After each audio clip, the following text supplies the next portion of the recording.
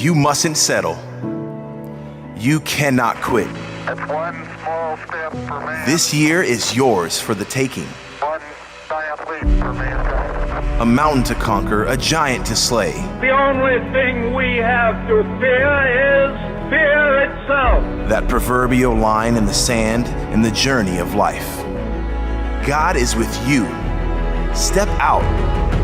I have a dream today. He is for you. Step up.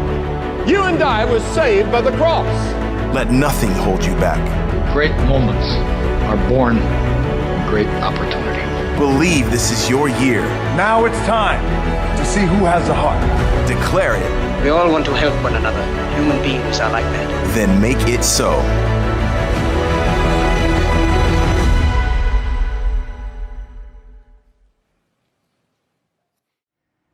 Well, hey there, amazing Elevate friends and family. Great to have you with us for the fifth and final installment of our series, I Declare. Now, beginning of this year, I have embarked on a return to running as a part of my consistency declaration, which is what we taught the first week of this series. Last year, long story, I mostly took the year off running, kept up cycling, but running itself, I parked it. Now, if you know anything about running, you know, to get back into it, I mean, running's challenging. And so to get back into it, one of the smart things is to ease back into it. And a little hack that I'm using is I'm using a treadmill. And the treadmill like just helps, well, as I said, ease one back into consistent running. It gives you a softer landing with each foot strike. You can control the speed easily. There's no sort of weather factors, no headwinds, if you like. And also, unless you decide to put it on an incline, you can actually run on a flat surface. Having said that, I am vividly aware that running on the treadmill does not fully replicate real-world running conditions. Like, you know, get out in the wild, we don't have soft foot strikes typically if you run on a footpath or a running path or the road. So that's you know, a next level challenge. You'll invariably face headwinds, especially here in Perth, which is very, very windy at times. And of course, it's almost inevitable that at some point you're going to face an uphill section to have to run up. Really, this idea, it's very much a metaphor for life. You know, early in life, mostly when we're younger, we're protected from headwinds and uphill challenges, you know, largely by our parents and various support systems that are put around us. But as we go and we get into teenage years and 20-something and through our journey of life, as you would be well aware, you get faced with some real-world challenges. There will be headwinds. There will be uphills. And here's the thing. It means that life at times is challenging. And I know you already know this. And I want to talk about that today. I also want to talk about this idea that there's headwinds and uphill challenges, not just in like bad things coming at us, but actually there's headwinds and uphill challenges even in the good things that we might embark on in life. You know, like getting a university degree, there's going to be some headwinds and uphill challenges, even though it's a good thing that you're striving towards. Cultivating a healthy marriage involves working through some headwinds and some uphill challenges. Upskilling your career, probably taking on some extra study, maybe getting into some sort of mentoring group. Well, that can stretch you and feel like headwinds and uphill challenges. Raising kids, hello, you know that. Baby challenges, toddler challenges, teenager challenges. You know this, but like it's a good thing. Just the reality that even in good things, there's headwinds and uphill challenges. What about working through the pain of your past? You know, maybe getting some professional therapy and just having to deal with things and rip the Band-Aid off and look behind the curtain at things, well, that's headwinds and uphill challenges. But it's a good thing. Here's the problem. The problem is, even in good things, because there are headwinds and uphill challenges, it's tempting to quit. And the problem with quitting, when we face headwinds and uphill challenges in the good things that God's called us to, is we'll miss out on arriving and experiencing what it is that God has in store for us. So this year, 2025, we really feel God saying to us that this is going to be a year of new and next level transformation, both for us individually and also as Elevate Church corporately. So we've launched with this series, I Declare, talking about things that will see us moving beyond I hope, I wish, I'll try, to really getting into drawing a line in the sand, stepping across that and saying, I'm not actually going to go back in this year. We talked about consistency. This is a superpower that everyone has access to. We've talked about the wisdom superpower. We've talked about the forgiveness superpower. Last week, we talked about the joy superpower. Now, all of those first 4 installments of this series are available both on this platform and on your favorite podcast app. Just search Elevate Church Perth and you'll find it. And I just want to say this entire series is meant to be bundled together. So if you missed any one of the episodes, jump in, get back into it, catch up, and let's really launch strong into 2025. And today I want to land this series, and it's really a bookend. We started it with this idea of the consistency superpower. Today I want to talk about something that's very, very connected to that, and it's the perseverance superpower. One of the things that I've noticed that causes regrets to pile up is people quitting on good things just because things got hard. Quitting on the journey to improving one's physical or mental health. Quitting on wanting to strengthen a relationship. Quitting on a course of study that's just gotten hard. Even this one, and this is the worst one of all, quitting on the things that Jesus has called people to do because things got hard. Now, Angela Duckworth, who has a doctorate from Harvard, is one of the leading people who've researched and therefore now teachers of this idea about what to do and the importance of pushing through when things get hard. She's written this book here called Grit, and very much, we're talking about the same thing. She talks about grit being the combination of passion plus today's topic, perseverance. And from her research, she says that this is the number one characteristic, that separates successful people from unsuccessful people. And she makes the point that it's not what you might have thought. It's not IQ. It's not talent. It's not upbringing that separates successful people from unsuccessful people. It's grit, passion plus perseverance. Now, this is not a new idea. It's no surprise that science kind of just discovers things that God set in motion. And James, Jesus' half-brother, he wrote about this topic of perseverance 2,000 years ago. This is what he wrote. Consider it pure joy,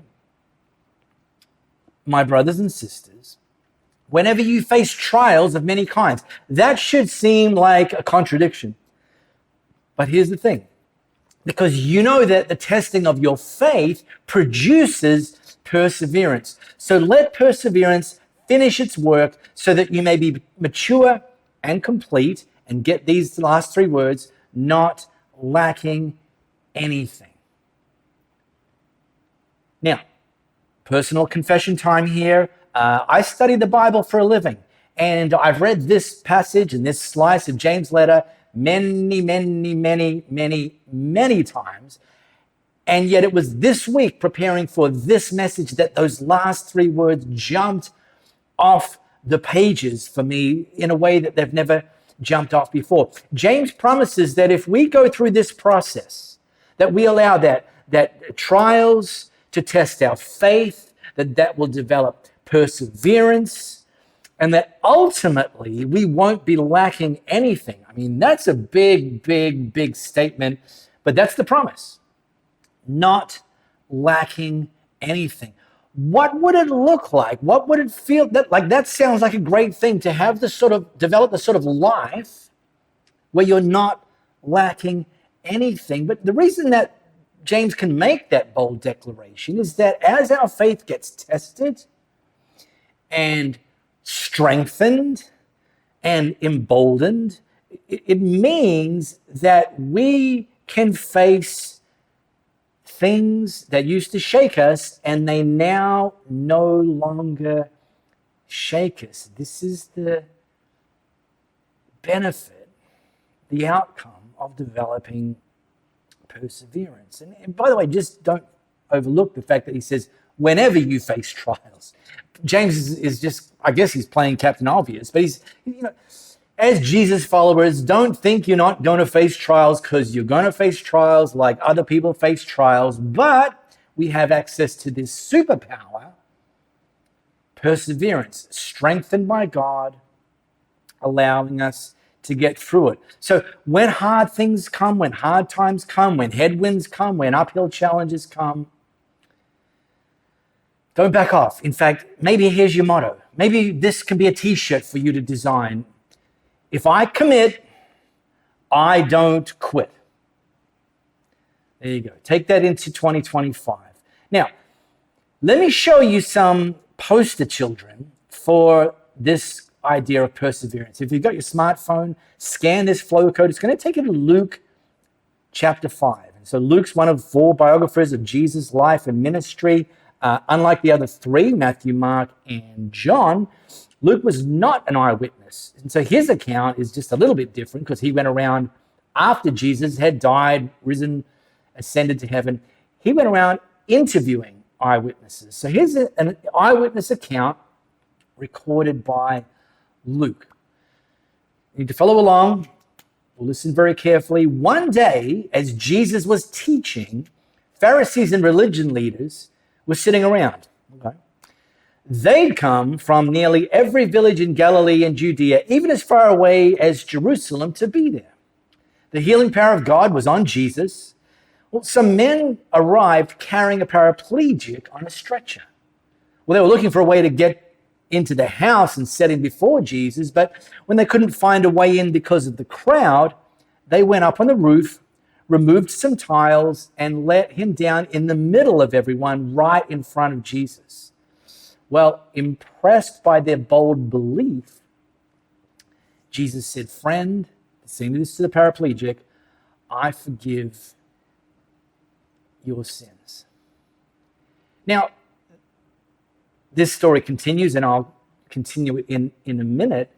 But one of the things that's remarkable about this story is it's recorded in 3 of the 4 biographies. There's a few other bits and pieces that are recorded in multiple biographies, but it's interesting that this is so important that it was recorded in 3 of the 4 remaining biographies of Jesus' life and ministry. But here's what I would contend.